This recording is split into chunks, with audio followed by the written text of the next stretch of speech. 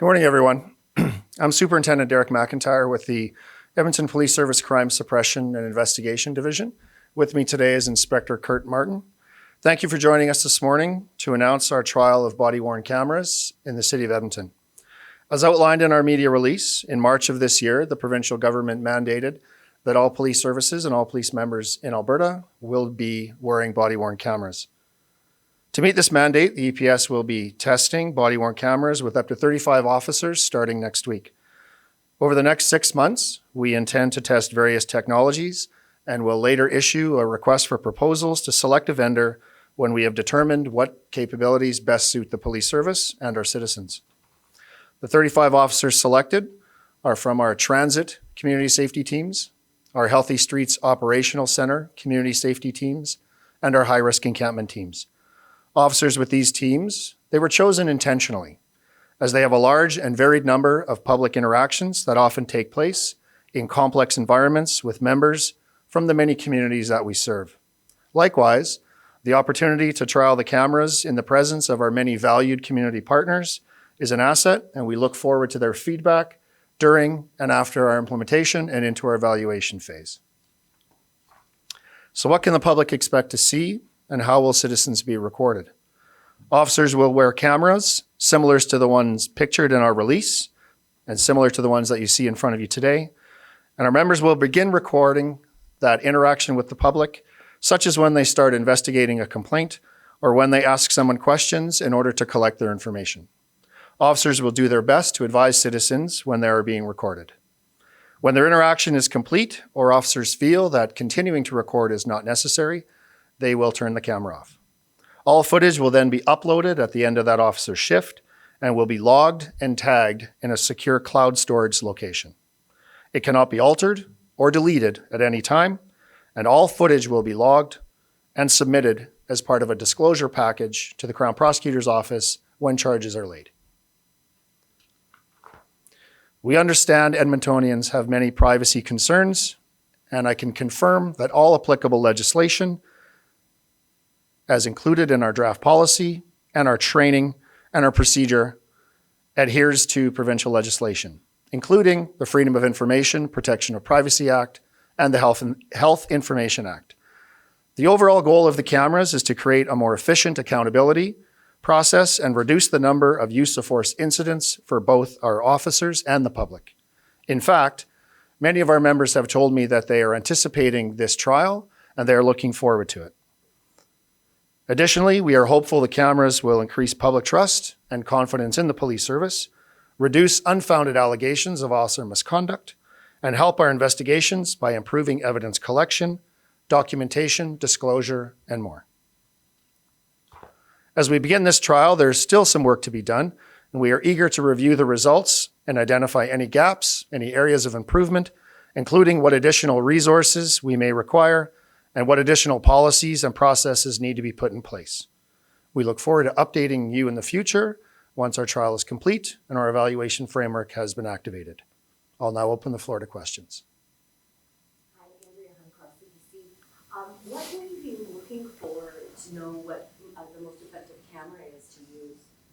There's a lot of technological data management concerns that we have, and all of the requirements that we require. Disclosure to the Crown Prosecutor's Office is one of those. So it's what best suits our use, what best suits the use of the justice system. So there's a lot of different variables that we'll be looking for in relation to all of the vendors who submit to our request for proposal. Could you give us just a couple of examples of what those variables might be? One of the variables that we look for in relation would be the ease of data management and the ease of disclosing that data from the police service to the Crown Prosecutor's Office. Many of the solutions that we could be trialing, many that are on the market right now, have cloud storage solutions. Cloud storage solutions that are available in Canada is also a requirement for us. It can't be an American-based cloud storage solution. And the ease within which we can upload the information, the ease within which some of our resources can redact information if necessary, if requested by the Crown Prosecutor's Office, and the ease within which the Crown Prosecutor's Office can then disclose it. Could you talk a bit about the cost of a program like this? It mentions in the release putting the sort of dash cam program on hold in favor of maybe using some resources to go towards these body cams instead.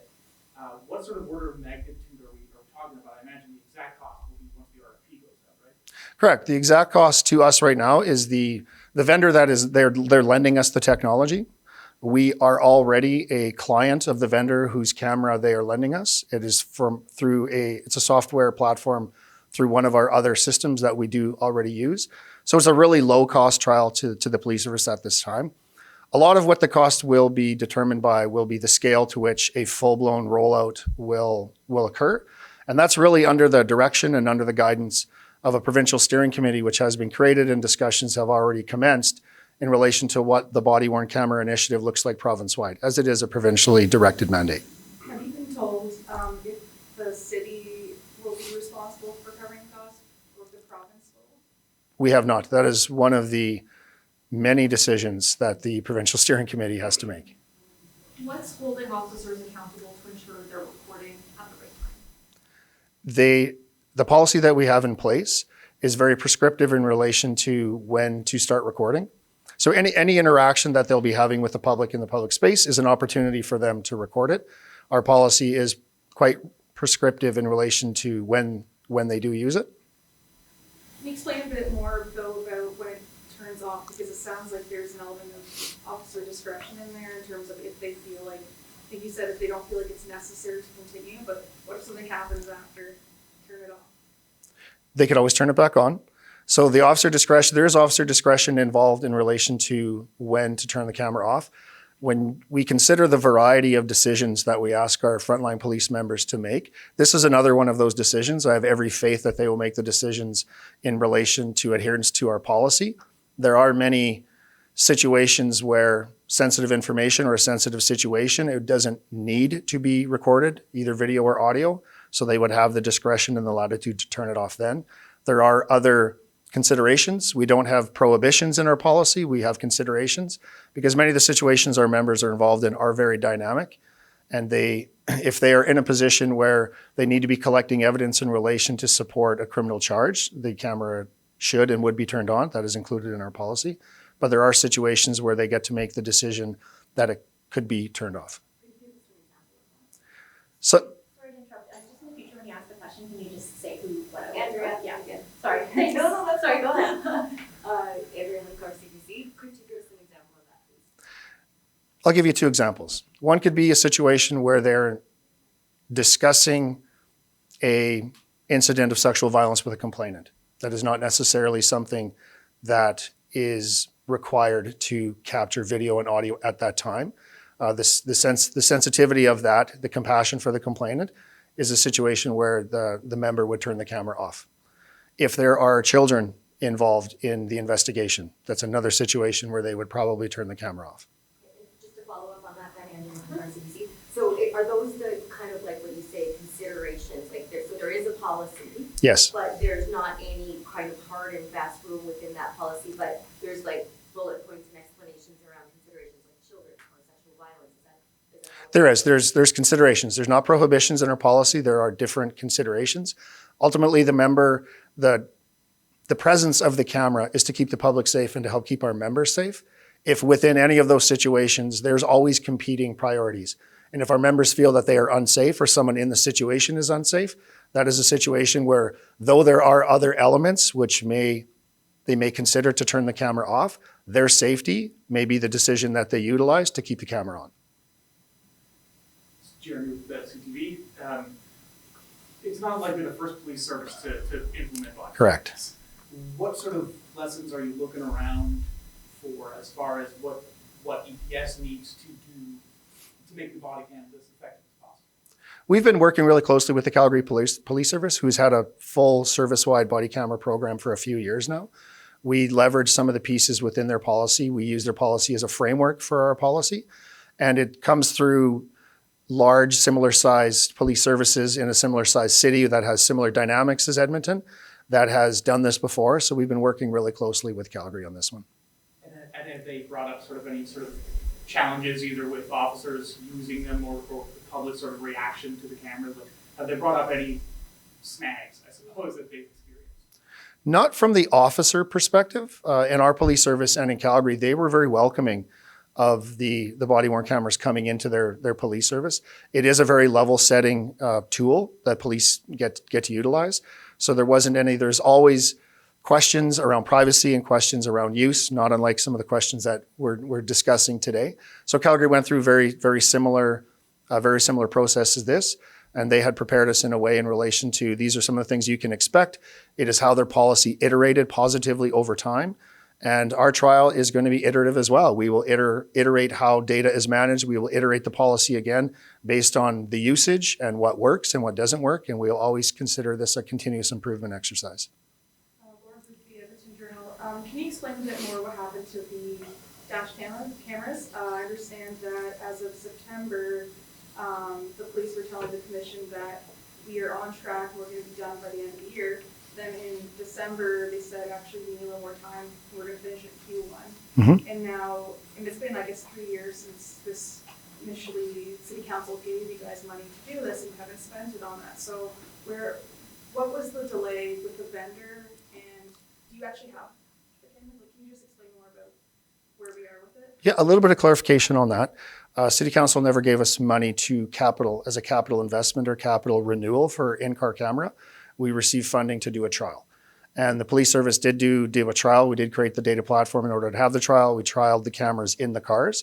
It then became part of a service package to City Council in relation to our capital profile that was not approved. So when body-worn camera came as a mandate from the province, we created this trial leveraging a relationship that we had with a vendor that we currently has as a vendor in the police service. And that's what makes us able to do the trial right now. But as far as in-car camera goes, our request for proposal in the future, once we get through our trial stage and our evaluation, I have every anticipation that we will be leveraging the RFP for a body-worn and an in-car solution. More Crow City News. In 2020, Chief McPhee, he said that body counts don't increase accountability.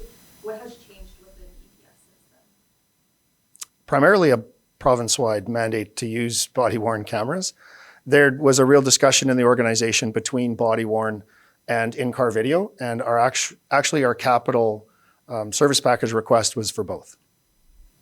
You've been waiting patiently over here. Charles Delisle, Hedger Canada. Considering the teams involved, how is this going to help the vulnerable populations downtown? That's one of the things that we understand in Edmonton. There's a sensitivity in relation to police interactions in our vulnerable populations. And that's why there was real intentionality around which teams would be trialing the body-worn cameras. And that's why we placed them in there. It is a very level setting. The video and the audio cannot be edited by the police members that do capture it. It gets uploaded in its full entire content. And it becomes very level setting in relation to what the entire interaction looked like. We've seen social media primarily, clipped versions of interactions with the police service, which escalates the level of sensitivity of our interactions in vulnerable populations. And we just want to bring transparency to the whole situation. And these are the places that I'm really strongly anticipating that Edmontonians, that if the video is disclosed and it does get out into the public sphere, they'll be able to see a lot of compassion and empathy that our police service members do exhibit towards our vulnerable populations. It sounds like there's benefits potentially to the dash cam cameras and then the body-worn cameras. Can you just briefly describe what might be some of the advantages on the body-worn and then what might be some of the advantages on the other, and maybe the pitfalls as well? So my response is going to come from some of the research that we've done in relation to some of our partners in the US that do use both systems. In-car video is incredibly good at capturing static dynamic encounters. Body-worn cameras are really good at capturing personal interactions. I'll give you an example. If a dynamic event is occurring and police members have to retreat to the rear of their vehicle, now their body-worn camera is capturing just the rear of the vehicle while the in-car camera is capturing everything that's occurring. So it's kind of the redundancy of having two camera systems. They are both great in different circumstances, but the body-worn camera system is better to capitalize on what interpersonal interactions look like. Can people involved in incidents get access to the videos and watch them? They can. So if you are involved in an interaction that leads into a criminal charge or a provincial, any charge whatsoever, that video in its entirety will be disclosable to you. Like it's a record like any other record. The police report is disclosed, all evidence is disclosed, and the body worn camera footage would also be disclosed. Radio Canada, I'm just wondering, going back to when you talked about releasing it to the public, in what circumstances would a video of an interaction be released publicly? It wouldn't necessarily be released by us if someone did receive disclosure of body worn camera footage and they chose to release it publicly. Just you mentioned in the release here, it says, you trialed body cameras in 2011 to 2014. Technology has improved since then. What has improved? Is data storage cheaper now? Is the camera better and smaller? Or I guess what works now that didn't work then? Two of the really big issues we had with our original proof of concept with body worn cameras, one in our northern climate, the battery capability, is our members who were trialing it had to return to the station to switch cameras out or recharge the batteries. And two was data management. There wasn't a cloud solution at the time. Everything was done on servers in the police service, then had to be downloaded from the server to a flash drive or a DVD to be disclosed to the Crown Prosecutor's office that way. Now everything is held in encrypted cloud solutions, and links can be sent, and disclosure of the information is made incredibly easier. And as we all know, it gets very cold in our climate, and having a battery on a body-worn camera that dies in the middle of the shift just isn't efficient for our members. So those are two of the main advances that they've made. Picture quality has also advanced dramatically. The ability for many of the tools that the Crown Prosecutor's Office could use to redact or vet. The police service, we don't do vetting. The Crown Prosecutor is the one who does the vetting in relation to video, so the tools available to them in order to do that has improved as well. So there's just a lot more functionality and efficiency in the newer models. While I'm looking at the drone, what's the name of the company that gave you the cameras? And Axon. the cloud solution? Axon. And the name of the cloud solution is evidence.com, which we already utilize for our conductive energy weapon, which is an Axon product. And all of their data uploads are uploaded to the very same cloud solution. Is this the same company that you got, or just on the body cameras thing, did you actually get them? Because I know there was earlier a problem with the vendor, but did you end up actually with acquiring them? You have them now, you just aren't using them now? We have enough cameras for the trial. Oh, sorry, for the dash cams. Did you end up getting the dash cams? We did. Okay. We ended up getting, the vendor did provide the dash cameras. We did set up the data storage solution. We did trial the dash cameras in police vehicles. Last year. But did you get them last year? Last year I read the commission report that said something wrong with the vendor. Mm-hmm. So did you get the dash cams since then, or they're just sitting in your office waiting for this, the right time to use them? No, we're talking about different vendors now. So it was within the last year. The entire proof of concept for in-car video has run and been completed. And the results of that is what led to the capital service package request to invest in it. And that service package was declined. Just a clarifying question for me. You mentioned, yes, Chairman CTV, you mentioned sort of the body that's sort of overseeing the implementation of this mandate for cameras might have some sort of influence over how they're rolled out. Yeah, am I to understand sort of 35 is just a trial period, and then they're mandating the whole service has them. They're just sort of dictating how long that takes, kind of thing, or who's prioritized, once this goes forward? I think some of the big decisions that the provincial steering committee needs to decide upon is when all police services in Alberta will be directed to start full rollouts. We're anticipating that this is going to come to the EPS at some point in the future. It's why we're choosing to do the trial now. They will also determine very hotly debated items like who's going to pay for a body-worn camera to be rolled out in Alberta, which includes the human resource investment, the data storage investment, the technology investment. It's going to be a big ticket item in order to do this across the whole province. And these are all the requirements some requirements we're waiting to be directed upon what it's going to look like. And we will help inform some of these discussions and these conversations with the results of our trial as it continues to iterate for the next 6 months. You have sort of a high level, I know you said you got the cameras because you have the relationship, so it's not costing you too much right now to do the trial. Mhm. Any sense of sort of total costs for cameras once they are rolled out? That's not an answer I have. Inspector Martin, who's been in conversations with Calgary, did Calgary give any indication around their total cost? The total cost will certainly be in the millions of dollars. So to roll this out to all of our frontline members who are, required to wear these devices, that is $1 million ticket price for sure for everyone. Just Andrea, just a couple quick questions. So I'm sorry if I missed this, but it's rolling out when? Which day? Monday. Monday, okay.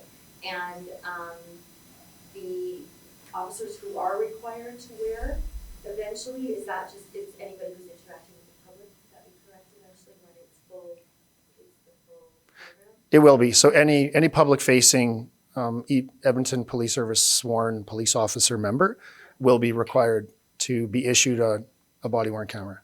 And last question is, I wonder if we get a copy of the policy? In advance of our full organization-wide rollout, our policy is iterating. So we're not currently releasing a version of our draft policy. So through the 6 months, it will continue to iterate. Once we have established what our permanent go-forward policy is, we will be releasing it publicly. Just one last round of questions. Last question for me, Charles, how to kind of wrap it up. In terms of like violent interactions and whatnot, do you think the cameras are going to help kind of like mitigate that with like the people and also the officers? Or? Some of the results that we've seen both in Calgary and in some of our American partners is that the presence of the camera itself and the police officer acknowledging or advising the person that the interaction is being recorded does have a tendency to de-escalate the situation. So if a violent encounter is going to occur, the cameras are very easily accessed and very easily activated. But our training is to be anticipatory in relation to the event that you're going into and have the camera activated in advance of going into the event. Lauren with the Edmonton Journal. So when you're done the trial, are you going to send like a report or something to the province about your thoughts on it and what does a successful trial look like, I guess? Certainly, that could be one of the things that is directed. The province is not directing the EPS to do this trial at this time. We're trying to be a little bit anticipatory as well. We're hoping that our experience with it, as along with Calgary's full-blown experience with it, will help inform some of these discussions at the province about how and when and at what scale body-worn cameras do roll out to police services province-wide. And I just had a quick follow-up. You said last question, Andrea. Go ahead. I just wondered if you could say with the hearings, like the disciplinary hearings, you sit in those and they go on forever about who did what. And Yes. so how hopeful are you that this technology will actually cut down on that and those costs and just get to what really happened right away so that those hearings are not necessary in a lot of cases? Absolutely. We fully expect that the presence of the camera and the audio and video recordings, they are a record that can be used for disclosure in any type of hearing. So we really hope that many of the complaints that our members face where it is really ambiguous into relation to what happened and people's recollections are different, is that it wouldn't even get to a hearing, that the investigations could be concluded right upon reviewing the body-worn camera and then making a disposition or a decision on whether misconduct occurred or not, or to continue the investigation. That's a great question. Thank you. Okay. Thank you guys so much for coming. We're going to turn the cameras on and kind of so you guys can kind of sort